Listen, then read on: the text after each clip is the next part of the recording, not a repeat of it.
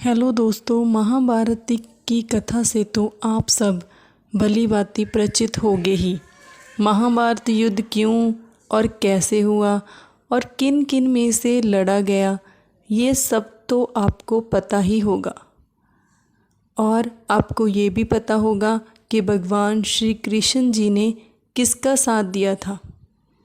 इन सभी के उत्तर आप सब कमेंट बॉक्स में भी लिख सकते हो। लेकिन इसमें से कई ऐसे योद्धाएं से जुड़े हुए कई रोचक तथ्य हैं और कई रहस्य भी हैं जिन्हें आपको जानना ही चाहिए। ऐसी ही एक पौराणिक कथा अभिमन्यु से जुड़ी हुई है। वीर अभिमन्यु का नाम तो सब ने सुना होगा और आज की इस वीडियो में हम इसी रोचक कथा के बारे में विस्तार पूर्वक जानेंगे। सो वीडियो के अंत तक बने रहिएगा। जय श्री कृष्ण। दोस्तों, अर्जुन और सुभद्रा के पुत्र अभिमन्यु को तो आप लोग जानते ही होंगे और आप लोगों को पता होगा कि महाभारत के युद्ध में अभिमन्यु को चक्रव्यूह में फांसा लिया गया था और महाभारत के युद्ध में अभिमन्यु वीर गति को प्राप्त हो गए थे। लेकिन दोस्तों, बहुत सारे लोगों के मन में एक प्रश्न हमेशा ही उठता रहता है और वो प्रश्न ये है कि आखिर सर्वशक्तिमान श्री कृष्ण जी ने अपनी ही बहन सुभद्रा और अर्जुन, जो उनको बहुत ही प्रिय थे, उन सुभद्रा और अर्जुन के पुत्र अभिमन्यु को क्यों नहीं बचाया। श्री कृष्ण जी चाहते तो सब कुछ हो सकता था, लेकिन उन्होंने ऐसा नहीं किया।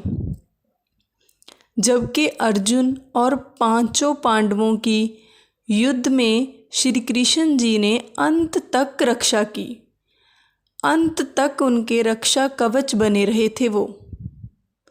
तो फिर ऐसा क्या हुआ कि अभिमन्यु को श्री कृष्ण जी ने मर जाने दिया, उसको नहीं बचाया।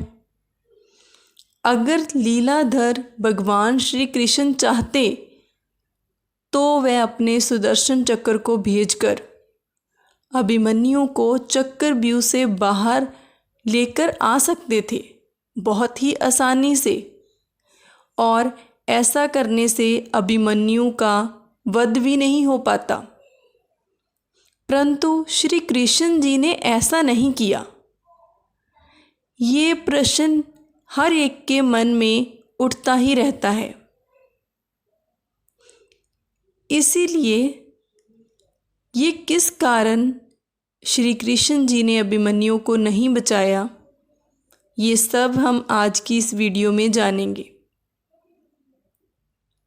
दोस्तों, कहा जाता है कि जब भी धरती पर धर्म और सत्य की हानि होने लगती है, तब तब भगवान को नियति के अनुसार पृथ्वी पर धरती से अधर्मियों को और अत्याचारियों का नाश करने के लिए दोस्तों भगवान को इस धरती के ऊपर जन्म लेना होता है। स्वयं वो इस धरती पे जन्म लेते हैं और उनके इस उद्देश्य को पूर्ण करने के लिए, उनकी सहायता के लिए और भी बहुत सारे देवी देवताओं को भी इस धरती पे जन्म लेना पड़ता है। या तो देवी या देवता खुद धरती पे जन्म लेते हैं, जहाँ फिर वो अपने पुत्र को या पुत्री को भेजकर स्वयं उनको बेचते हैं और फिर वो धरती पे जन्म लेते हैं। क्योंकि दोस्तों आप सब लोग ये जानते ही हैं कि कोई भी एक कुछ भी नहीं कर सकता, उसकी सहायता किसी को तो करनी ही होती है। जैसे श्री राम जी की सहायता के लिए प्रभु शिव शंकर जी ने श्री हनुमान जी के रूप में जन्म लिया था। सेम ऐसे ही द्वापर युग में भगवान श्री विष्णु जी ने श्री कृष्ण अवतार में जन्म लिया था। और तब ब्रह्मा जी ने और सभी देवी देवताओं को भी श्री कृष्ण जी की सहायता करने के लिए धरती पर जन्म लेने का आदेश दिया था। और ब्रह्मा जी के इस आदेश का सभी देवी देवताओं ने स्वागत किया। उन्होंने इस आदेश को सर आँखों पे मंजूर किया। परंतु दोस्तों चंद्रमा ने इस आदेश का विरोध किया और उसने अपने पुत्र वर्चा को धरती पर जन्म लेने से इनकार कर दिया। चंद्रमा नहीं चाहते थे कि उनके पुत्र वर्चा धरती पे जन्म लें और उनसे दूर रहें। लेकिन जब सभी देवताओं ने मिलकर चंद्रमा को समझाया कि देखो धर्म की रक्षा करना ही हम देवताओं का परम कर्तव्य और धर्म है, इसीलिए हम सभी को ब्रह्मा जी के इस आदेश का पालन करना चाहिए। यही हमारा कर्तव्य है और यही हमारा दायित्व भी बनता है। सभी देवताओं के समझाने पे चंद्रमा समझ गए थे और वो ब्रह्मा जी का आदेश मानने के लिए तैयार भी हो गए थे। लेकिन चंद्रमा मान तो गए थे, पर फिर भी उन्होंने एक शर्त रख दी थी। उन्होंने बोला था कि यदि मेरा पुत्र धरती पर जन्म लेगा तो वह ज़्यादा दिनों तक मेरे से दूर उस धरती पर बिल्कुल नहीं रुकेगा और महाभारत के युद्ध में अपना कार्य समाप्त होते ही मेरा पुत्र वर्चा मेरे पास वापस लौट आएगा।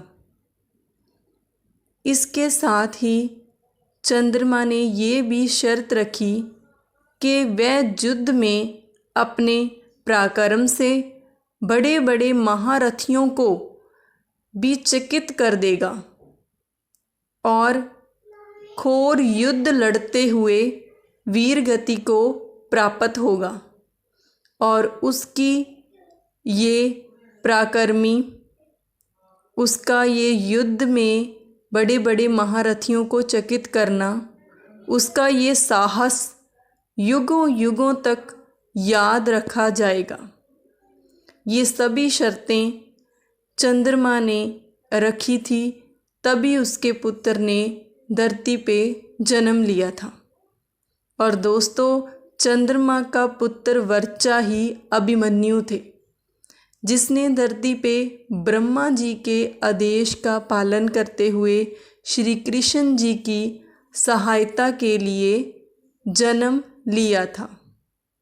सो दोस्तों जैसे कि चंद्रमा की शर्त थी, उसकी शर्त के अनुसार ही, उसकी शर्त को पूरा करने के लिए ही श्री कृष्ण जी ने अभिमन्यु की कोई भी सहायता नहीं की और श्री कृष्ण जी ने अभिमन्यु की नियति में कोई भी दखल भी नहीं दिया और अभिमन्यु महाभारत के युद्ध में वीर गति को प्राप्त हो गए थे और अपने पिता चंद्रमा के पास वापस चले गए थे।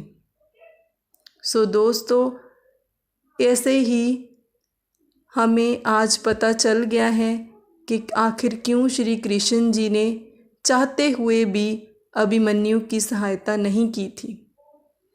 दोस्तों मैं आप सबके लिए ऐसी ही पौराणिक और रहस्यमयी कहानियाँ लेकर आती रहती हूँ। मेरे चैनल को लाइक, शेयर एंड सब्सक्राइब करें। धन्यवाद।